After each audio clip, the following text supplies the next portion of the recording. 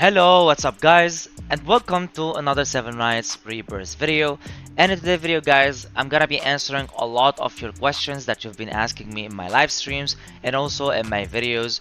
You all are asking and wondering what happens when we finish 1450, what should we do when we open 1450, how do we get accessories like the rings that we get on the gear, and a lot of other questions. We're gonna answer all of them in this video, so I hope you enjoy it, and let's begin. So now when you finish 1450 right here in adventure, you are going to open the nightmare right here. But before we talk about that, now you finished 1450, okay, and now like the picture popped up on your screen, you're gonna be opening a 3 stuff as a new content.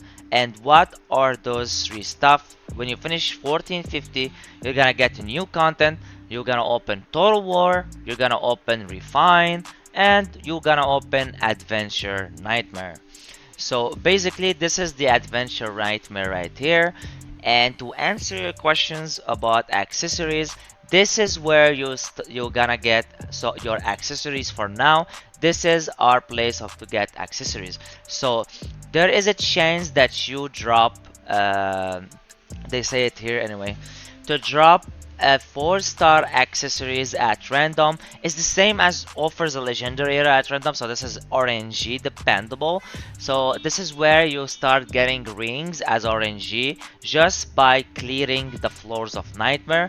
And not only that, it's also in here when you start clearing more and more of your nightmare and you get to 75 stars, you're gonna obtain a 4-star accessory box. It opens at random, and this is where you get your accessories. You might get a rare one, a green one, let's call them gray, green, and blue, and a orange, which legendary rings. You have 0.25% to acquire the legendaries from here, 0.4 on the blues, 2.1 on the greens, and 8.2 on the gray. So you'll get the grays mostly. That's basically how the rates works. But if you got so lucky, who knows, you might get your accessories here in a better place. So basically farming a nightmare is really worth it, and it's really good. And not only that you get accessories from there, you also get accessories from here. So each point, like each stage you clear, it says here, if you don't obtain a legendary accessories upon clearing a nightmare stage, your clear count goes up by 1. If you do obtain a legendary accessories, the count is reset. When your clear count reaches the ceiling, the following rewards will be sent to your inventory. So basically, basically, when you don't get a legendary accessories at all, when you do it 15,000 times, the stages, you will get your legendary accessory for free right here, and it's random, and it's between these 3 right here. So now all of them give the substats, the same substats, but each one has different substat. This legendary here grants a barrier for 2 turns equal to 30% of attack upon triggering God, does not stack with hero passives. So this is the first ring. The second ring, it will grant immortality for 1 turn upon falling in battle. So this is a free tail, but for 1 turn. Kind of, a free immortality of tail. And right here, revive with 25% HP 1 time upon falling in battle. This one is one of the like this is a really good, this like all of them are good. Like the barrier about the immortality and the revive, like so good. Like you can put this on a tank, you can put it on a healer, you can even put it on your DPS and he's gonna revive again like nothing happened, right? So basically these 3 legendaries are very good, and I wish you all the best of luck of obtaining them. They help a lot, but it's so hard to do so. But don't worry, most of the rings are good. If you come and sit here, you're gonna see what each one does, and this is going to be for another video that we're gonna explain all the rings for you so you can understand what they do, because that's gonna take a long time and we need this video for other stuff. So basically, this is how you get your accessories. For all the people who've been asking about accessories, this is your area right here. So finish 1450, and then you will get this right here. So I'm also gonna tell you something right here. I'm also gonna show you in the video right here how we cleared 1450, just so you guys know. So in 1450 I used this team right here. It's in my let's show you to you here because I'm doing Ruby farming. Don't wanna cut it, time is gold. So we used Theo, okay, Theo. We used um, Ivan, Yuri, and we also used um, where is she? Lena, and then the last one, which is the goat that you really need there if you don't have a paralyzed immunity and if you don't have the poison immunity and you don't want to run them. It's the baldy guy, which called Lee Chan or Lee San if you want to be more accurate. So Lee is the goat. He's so great, especially in clearing 40-50. What he does is that he's gonna be immune to 2 physical damage immunity. He's gonna have it for 2 turns, and he's gonna taunt. So that's gonna help you a lot with the mobs. But it's so RNG, just to tell you. I tried multiple times for it to work, but he was the key because when it happens and the RNG is good, he literally block everything. Not only that, this guy right here is also so broken. He go and attack one enemy and he drop him immediately to 28 HP. So he make him so low. So if you go and do it on the boss because it's random, you drop the boss so low and it's so easy to kill, and that helps a lot. Okay, and you have some counter attack and he might stun with the counter attacks. So all of that matters, and this guy is really good for 50-50. And don't worry, not only for 14-50, this guy is really worth to build. So don't worry about building him. Build him, make him strong, okay? He's always gonna be good for you. So don't worry about that, just build them. And no matter if in the future you don't need them anymore, you can always use them for a lot of other stuff like ultimate enhancing and a lot of other stuff. But he's so good and he's really needed in a lot of stuff. So before you achieve this stuff, you really want him because he's really helped a lot in this game. So now we are gonna talk also about the refine. So the refine is for the rings, of course. You're gonna open the refine, and refine is the same as enhance, but it's on rings. So you're gonna refining rings, and it's gonna say it all in here. So refine, accessory refining, refined accessories, uncommon ring of Medusa, 10% chance. Oh, this is what it does.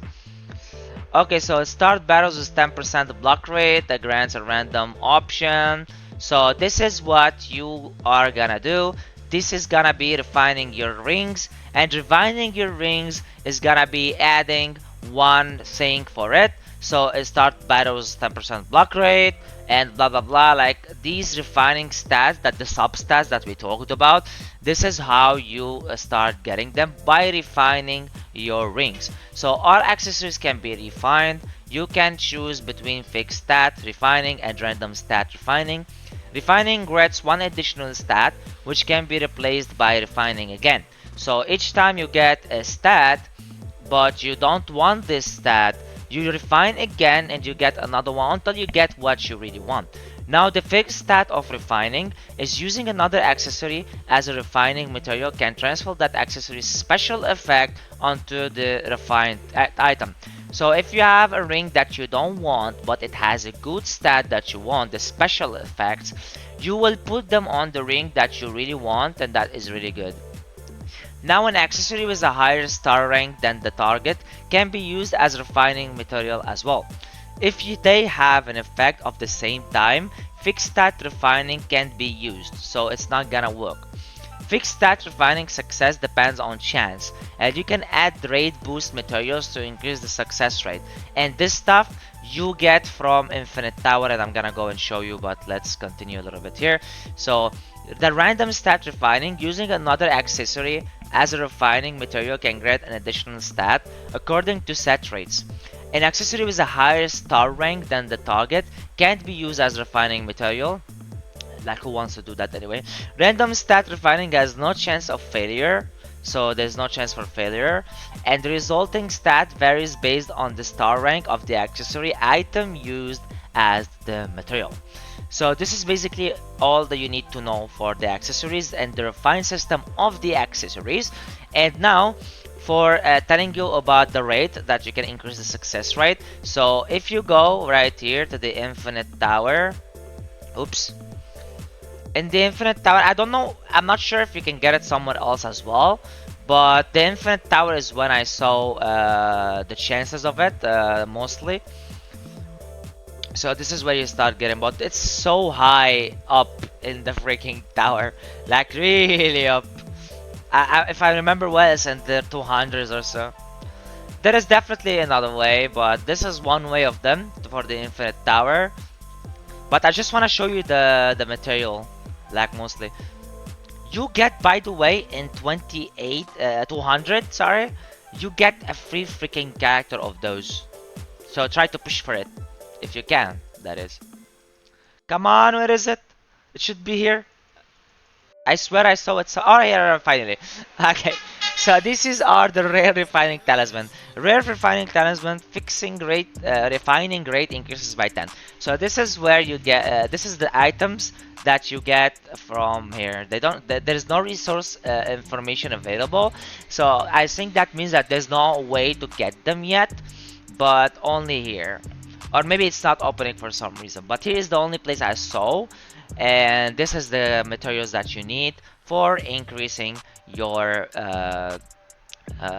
rings. Now you are going to be opening Total War as well, and Total War is literally like a PvP place, like same as arena and stuff. It's gotta be people against people. It's called Total War. It's gonna be a whole war that you're gonna do, and I am going to be explaining about that in a different video where we are gonna do a video. I'm gonna do a video showing you how to climb an arena, and then when we get the Total War one, we're gonna also explain to you all about the Total War, how to open the Total War, and how you will do it easily, like I'm going to show you in the next video how to do it as well. So basically, this is most of the questions that people has been asking me. So now, what is the most good place to farm the rubies? It's gonna be in 14.1. Okay, always in 14.1 is the optimal place for now to play and finish the, like, make the rubies as now. Go and push nightmare immediately when you open 1450. When you open the nightmare, try as much as possible to push nightmare first, and also push adventure like in 15 as much as you can when you are doing that. So these two gonna be your main PvE focus. The adventure 15 just to get rewards and to do stuff and to finish these right here because they are important and they give you a lot of stuff, and also to push the story, the adventure, and nightmare to try to get accessories, and also it gives a lot of amazing stuff, right? Like it gives a lot of stuff. Okay, first let me end the, I really have to end it because I need to show you something and I can't be without this. Okay, so let's end now. It's okay. And let's go to Nightmare. I'm gonna show you some important stuff. So in Nightmare right here, like the rewards are so good, like really so good. Like 20 multis if you can make it fully starred. Accessory 500 rubies, 3 keys, 400,000 gold, 2 eggs. Like the rewards are so good and much better than in your like in the normal adventure right here. And we can ruby farming in 14.1, it's more than enough for now, so that's it. So if you come and see here in 15.1, okay, it's gonna be a little bit more of it, but it's gonna be the same. And I'm gonna show you something right here. For example, if you go and put it like this in 15.1,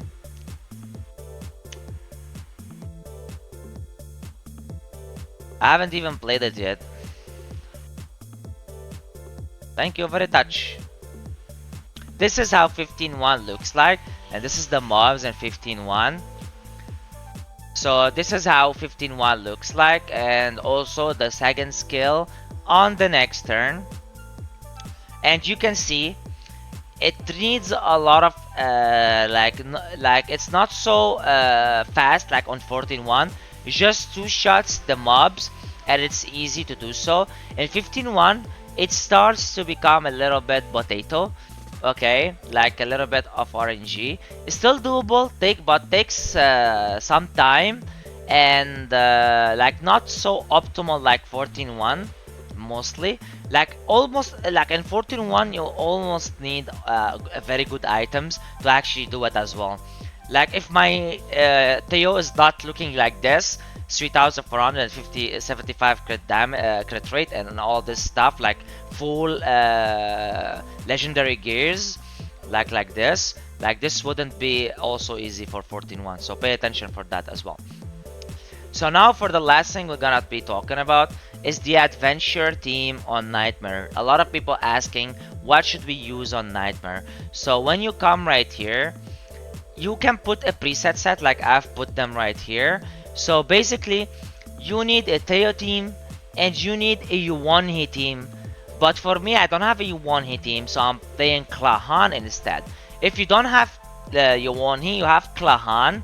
Klahan is good to use in here, and as you can see I'm using him only 5 stars, and it's not bad, it's doing well. I wanna make him stronger, but for F2P betrayals are so pain in the ass to get, so I think you F2P players relate to that. So hard to break everyone. So basically this is the teams that I used in my presets. Teo, put 2 healer with him, a tank. I put this one in here because my Klahan is weaker than Teo, so I needed Yvonne in here. And I put her as well for defense reduction. 2 healers, a tank, and a DPS. Now in here also, for example, Yuwonhi, put Yui, Yvonne, and put CC character if you want. I'm putting Biscuit because I'm out of options, but Biscuit is good also to boost a little bit of your characters. So basically, in your second teams, like most 2 teams, you want a tank, you want a healer, and if your tank is not, like for example I'm putting here Lee, he's not gonna shield and blah blah blah. When you have Rudy, you put Rudy here instead, okay, and then it's gonna be like perfect here, and you go and put Lena here and put Aileen instead.